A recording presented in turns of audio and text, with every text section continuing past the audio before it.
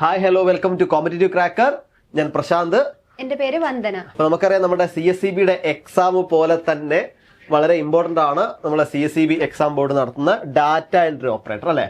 ആ ഒരു പരീക്ഷ നമ്മളെ സംബന്ധിച്ചിടത്തോളം നമ്മുടെ ഉദ്യോഗാർത്ഥികൾ ഒരുപാട് പേര് ആ പരീക്ഷയ്ക്ക് വേണ്ടി പ്രിപ്പയർ ചെയ്യുന്ന ആൾക്കാരുണ്ട്. അപ്പോൾ ഈ വരാൻ പോകുന്ന ഡാറ്റ എൻട്രി ഓപ്പറേറ്റർ എക്സാം മിസ്സേ നമ്മളെ എക്സാമിന് ഡേറ്റ് എപ്പോഴാണ്? എക്സാം നടക്കാൻ പോകുന്നത് ഈ വരുന്ന ഒക്ടോബർ 26 അപ്പൊ വർഷത്തിൽ നമുക്ക് ഏകദേശം 3 തവണ ഈ ഒരു എക്സാം നടക്കാറുണ്ട്. അപ്പൊ നമ്മൾ ശ്രമിച്ചു കഴിഞ്ഞാൽ നമുക്ക് പെട്ടെന്ന് ജോലി നേടാൻ സാധിക്കുന്ന ഒരു മേഖല കൂടിയാണ് ഈ ഒരു പോസ്റ്റ് എന്ന് പറയുന്നത്. അതെ, അപ്പൊ നമുക്കറിയാം നമ്മുടെ എക്സാം ഡേറ്റ് മിസ് പറഞ്ഞു ഒക്ടോബർ 26 അപ്പൊ നമ്മളെ മുന്നിൽ കുറച്ച് ദിവസം മാത്രമേ ഉള്ളൂ. അപ്പോൾ നമുക്കുള്ളൊരു സംശയമാണ്, ഇപ്പൊ ഒരു ഫ്രഷർ ആയ ഞാൻ, അതായത് ഇതുവരെ പഠിക്കാൻ തുടങ്ങാത്ത, ഇനി പഠിക്കണം, അതായത് ഈ ഒരു എക്സാം ക്രാക്ക് ചെയ്യണം എന്ന് ഉദ്ദേശിക്കുന്ന ഇപ്പൊ പഠിക്കുന്ന ഒരാൾ, അങ്ങനെയാണെങ്കിൽ നമുക്ക് നമ്മുടെ എങ്ങനെയാണ് വരാൻ പോകുന്ന എക്സാം നമുക്ക് ക്രാക്ക് ചെയ്യാൻ പറ്റുക? എന്തൊക്കെയാണ് നമുക്ക് അതിനകത്തുള്ള സിലബസ്, അതേപോലെ എങ്ങനെയാണ് നമുക്കൊരു സ്റ്റഡി പ്ലാൻ നമുക്ക് എങ്ങനെയാണ് മിസ്സേ കിട്ടുക?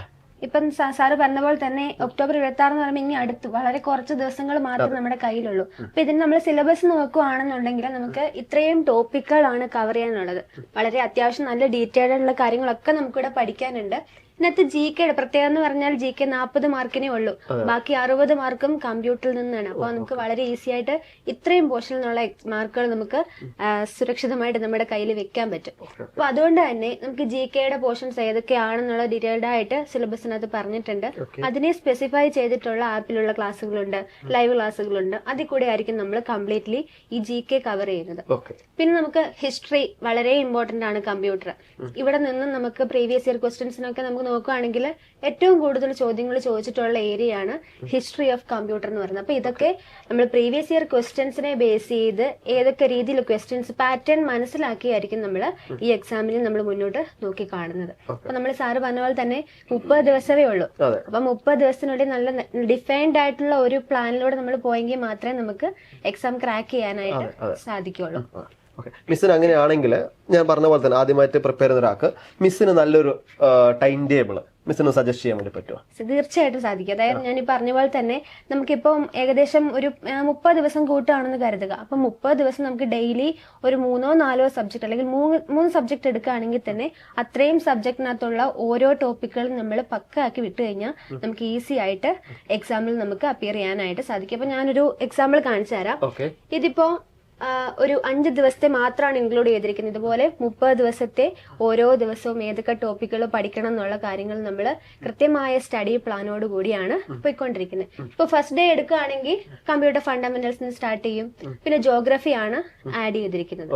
അപ്പൊ നമ്മള് ലെവൽ ഇപ്പൊ നമ്മൾ നോക്കുകയാണെങ്കിൽ കമ്പ്യൂട്ടർ ഫണ്ടമെന്റൽസ് തന്നെ ഇത്രയും കാര്യങ്ങൾ കവർ ചെയ്ത് പോകുന്നുണ്ട്. അപ്പൊ ഇങ്ങനെ ഓരോ ഡേ ബൈ ഡേ നമ്മൾ ഓരോ ടോപ്പിക്കുകൾ സ്പെസിഫൈ ചെയ്ത് അതിനകത്തുനിന്നുള്ള പ്രീവിയസ് ഇയർ ക്വസ്റ്റ്യൻസുകളൊക്കെ പരിചയപ്പെട്ട് ലൈവ് ക്ലാസ് ഒക്കെ അറ്റൻഡ് ചെയ്ത് അങ്ങനെയായിരിക്കും നമ്മൾ മുന്നോട്ട് പോകുന്നത്.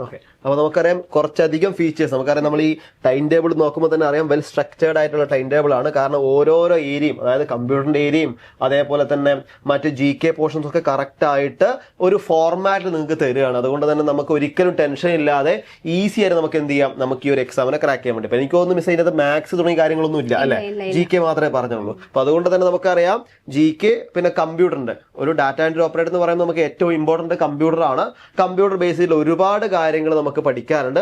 അതൊക്കെ വെൽ സ്ട്രക്ചേർഡ് ആയിട്ട് നമുക്കൊരു ടൈം ടേബിൾ നമുക്കിവിടെ ഉണ്ട്. അപ്പൊ അങ്ങനെയാണെങ്കിൽ മിസ് ഒരു കാര്യം കൂടി ചോദിക്കട്ടെ, അവസാനമായിട്ടൊരു ക്വസ്റ്റ്യൻ.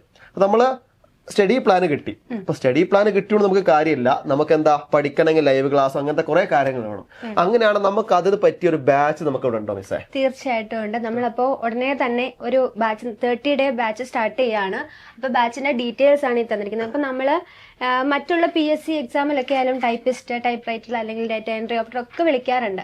അതിൽ നിന്നൊക്കെ വളരെ ഡിഫറെന്റ് ആണ് ഈ ഒരു എക്സാം എന്ന് പറയുന്നത്. അതായത് നിങ്ങൾ കൃത്യമായിട്ടുള്ള ക്വാളിഫിക്കേഷൻ ഉണ്ട് എന്നുണ്ടെങ്കിൽ നമ്മൾ ശ്രമിച്ചു കഴിഞ്ഞാൽ പെട്ടെന്ന് നമുക്ക് ജോലിക്ക് കയറാൻ പറ്റും. 3 മാസം നമ്മൾ കഷ്ടപ്പെടണം. നല്ല രീതിയിൽ നമ്മൾ എന്ത് ചെയ്യണം, പ്രിപ്പയർ ചെയ്ത് കഴിഞ്ഞാൽ നമുക്ക് ഉറപ്പായിട്ടും ജോലിയിൽ പ്രവേശിക്കാൻ പറ്റും. അപ്പൊ അതിനുള്ള ഒരു സൊല്യൂഷൻ ആണ് ഇപ്പൊ നമ്മൾ നിങ്ങൾക്ക് വേണ്ടിയിട്ട് കൊണ്ടുവന്നിരിക്കുന്നത്. അപ്പോൾ 30 ദിവസത്തെ ഈ ഒരു പ്ലാനിനകത്ത് നമുക്ക് ലൈവ് ക്ലാസ്സുകൾ ഉണ്ടായിരിക്കും. അതേപോലെ തന്നെ ബൂസ്റ്റർ ലൈവുകൾ 2 മണിക്കൂർ നീണ്ട ക്ലാസ്സുകൾ ഇൻക്ലൂഡ് ചെയ്തിട്ടുണ്ട്. അതേപോലെ നിങ്ങൾക്ക് ആപ്പിലേക്കുള്ള ആക്സസ് ഉണ്ടായിരിക്കും. അപ്പൊ അതിനകത്ത് എല്ലാ സബ്ജക്റ്റിലും ഡീറ്റെയിൽഡ് ആയിട്ടുള്ള നമ്മുടെ ഫാക്കൽറ്റീസ് എടുക്കുന്ന ഡീറ്റെയിൽഡ് ആയിട്ടുള്ള ക്ലാസ്സുകൾ അറേഞ്ച് ചെയ്തിട്ടുണ്ട്.